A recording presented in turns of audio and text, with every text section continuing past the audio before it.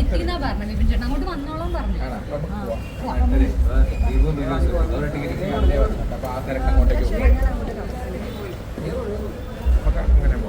അതിലേക്ക് കയറി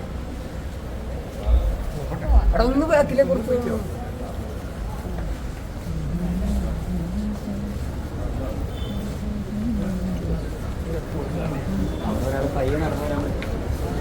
മഹിമ 2 വമ്പൻ ചിത്രങ്ങളുടെ കൂടെയാണ് ജയ ഗണേശൻ റിലീസ്. തീ പാറിക്കോ? അവരുടെ സിനിമ കണ്ടിട്ട് പറയുന്നത് നിങ്ങൾ തന്നെ